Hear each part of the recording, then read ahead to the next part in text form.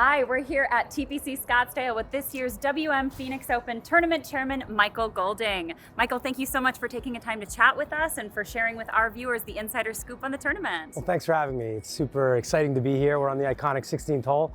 You can hear in the background, we're under construction, but things are looking really good. We are ready, we're back. It's gonna be a great Open. Amazing, well, I can't wait to hear more. So why don't we start at the beginning? Who are the Thunderbirds and what motivates them to host the Phoenix Open every year since 1937? Thunderbirds, it's an organization that was created in 1937. It was the charge of the organization was to promote the Valley of the Sun through sport. And so the organization was founded. We have 55 active members, professionals throughout the community that come together, and we meet once a month. And we are very motivated, very humbled, and very honored to be the hosts of the Phoenix Open. And that job has grown with time. But the mantra, the energy, and the love of this community has been unchanged, and our dedication to providing as much as we can back into the community through the philanthropic machine that is the WM Phoenix Open. And we've been very lucky to have such loyal sponsors, such loyal partners, and the greatest sports fans in the world right here in Phoenix. Every year we celebrate at the Phoenix Open. That's amazing. Now, when you're talking about philanthropy, can you tell me a little bit more about the charities that you donate to with the funds that are generated from the Phoenix Open, and about how much on average do you donate annually? So up in a typical year, it's between $12 and $14 million from every single tournament. And that's distributed amongst hundreds of organizations throughout the Valley.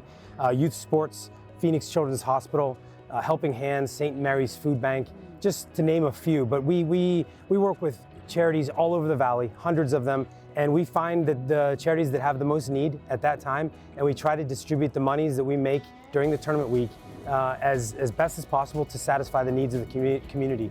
And so we're lucky to have great partners, and we were very lucky last year. We saw a very unfortunate, unpredictable year. We did the best we could. We came out with a great plan that was altered many times, but we landed on our feet. We were the guiding light for the PGA Tour in all big events, really.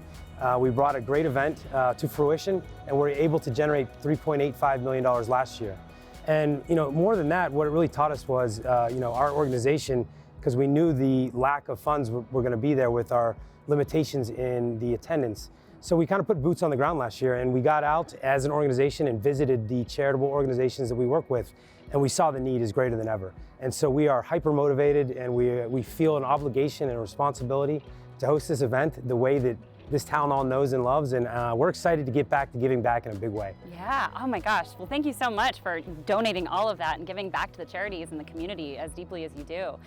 Now let's shift gears a little bit. As far as the WM Phoenix Open goes, how would you describe this event to someone who's never been, but maybe been to other tournaments? The way I describe it, it's kind of like Coachella meets the Kentucky Derby, meets the Indianapolis 500 all in one. It's an event. It's more than just a golf tournament. We have the Coors Light Bird's Nest across the street, 4 nights of world-class, world-renowned musicians and music groups that come into the tent and celebrate in front of 8,000 to 9,000 fans every single night. We have the concert in the Coliseum, the first ever, something I'm so proud of, and our group is so proud to introduce to this town. I think it's going to be a tradition that is here to stay. We have Thomas Rhett in Old Dominion right back here in the center of the fairway. We're going to have 12,000 fans that kick down the doors to the 2022 WM Phoenix Open. So it's a special week. There's activities throughout the whole week. It's kind of like Disneyland out here. You got to see it all. Yeah, I love that. Well, what would you say is on your don't miss list, and is there any other new experiences that you guys are bringing to the Open this year? Yeah, so the concert in the Coliseum. If you haven't received a ticket or gotten invited, hopefully you get invited or get a ticket, because it's going to be a show that you don't want to miss.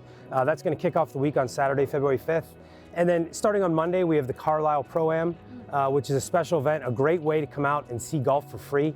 We have Ford free days on Monday and Tuesday, so you can bring your family out, you can experience all that is the WM Phoenix Open, courtesy of Ford. And so that's a special relationship we have, and we're very proud of that. And then on Wednesday, we have the Nexus Pro-Am. Celebrities galore. It's a see and be seen event, which ends right here on the 16th hole with a shot of glory, a very special spectacle closest to the pin contest, and it's something you don't want to miss. And then, of course, golf finally happens on Thursday. Right. And yeah, we have world-class field. We have the best field we've ever had. We have 12 of the top 20 players in the world, and so it's going to be a great golf tournament. And then starting Wednesday night, we have the Bird's Nest every night. So It's a spectacle. You don't want to miss it. Goodness. Well, speaking of the players, who are some of them that are participating in this year's tournament? Any newbies that we should be excited about bringing into the Open? Well, we have John Rahm, #1 player in the world, fan favorite, a local kid, ASU alumni. So we're excited about him. We have Brooks Koepka, our 2-time returning champion. We have Justin Thomas, Ricky Fowler, Jordan Spieth. We have Scotty Scheffler has just committed. So, and the list goes on and on. We have some more announcements coming up this week. So we're excited. It's a great field. Awesome. And now, remind me, WM, formerly known as Waste Management, has been your presenting sponsor for over a decade. How have you partnered with them to make this the greenest, most eco-friendly golf tournament in the world? And with what initiatives have you been accomplishing this? So we're very proud. WM is quite simply the greatest title sponsor in all of sport.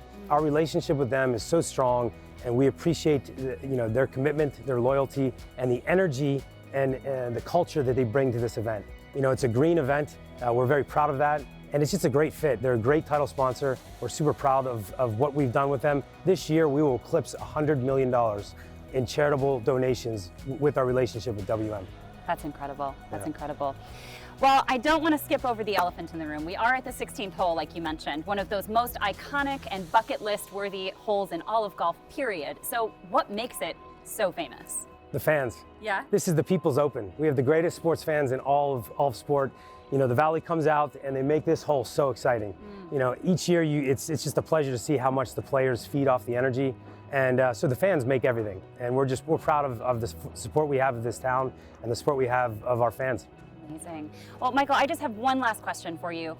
How do you feel about being a part of something so big? I'm very humbled, very honored, very proud. Yeah. Well, Michael, thank you so much for taking the time to chat with us today. On behalf of the Fairmont Scottsdale Princess, we hope that you'll come see us this year for the greenest party on grass.